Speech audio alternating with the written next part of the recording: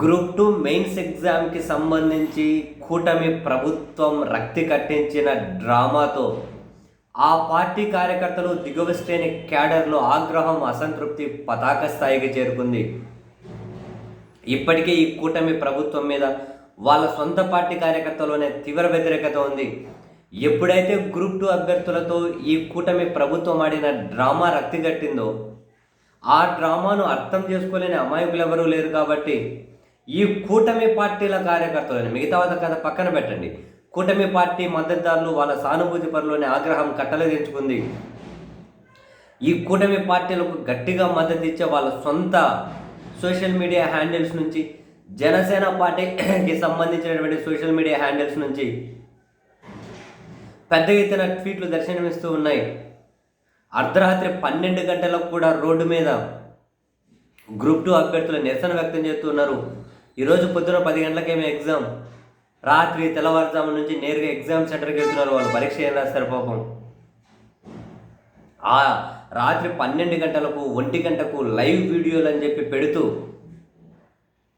వాళ్ళ సొంత పార్టీ కార్యకర్తలు వాళ్ళ సానుభూతి పట్ల లైవ్ వీడియో అర్ధరాత్రి 1 గంటకు, అర్ధరాత్రి 12 గంటకు అని చెబుతూ మిమ్మల్ని నమ్మినందుకు, మీరు అధికారంలోకి వస్తే ఏదో పొడుస్తారు అని చెప్పి నమ్మి మీకు ఓట్లు వేసినందుకు, మీకు ఓట్లు వేయమని చెప్పి మేము ఇంకో 10 మందికి చెప్పినందుకు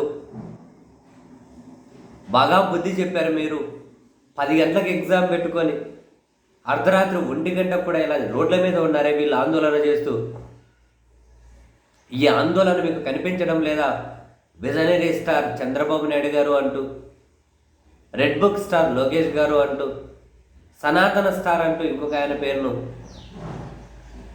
ట్యాగ్ చేస్తూ ఇంత దారుణంగా మీరు మోసం చేస్తామనుకోలేదు, మోసం చేస్తారనుకోలేదు అని తీవ్ర ఆగ్రహాన్ని అయితే వాళ్ళు ప్రదర్శిస్తూ ఉన్నారు. పైపెచ్చు ప్రభుత్వమేమో ఆపేయమని లేఖ రాస్తుంది. విద్యాశాఖ మంత్రి గారేమో మీ ఆందోళన మేము పరిగణలోకి తీసుకుంటామంటారు. ఏపీపీఎస్ ఏమో లేదు, మేమేమీ ఆపట్లేదు, పరీక్ష నిర్వహిస్తామంటారు. ఇదా సమన్వయం? ఇదా ఒక ప్రభుత్వం పనిచేయించే తీరు? ఎంత గందరగోళం అర్ధరాత్రి వరకు ఉంటుందో ఉండదో తెలియదు. ప్రభుత్వంది ఒక నిర్ణయం, ఏపీపీఎస్ ఇది మరో నిర్ణయం.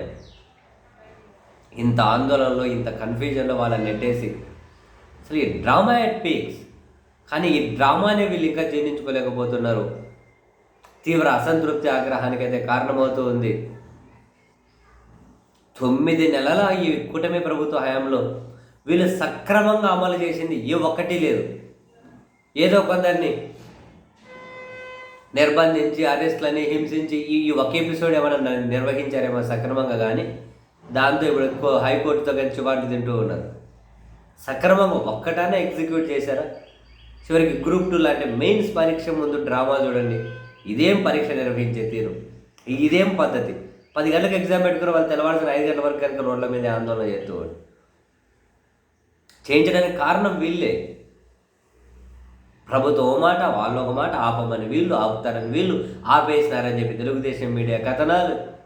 ఏం డ్రామాలయ్యా సార్!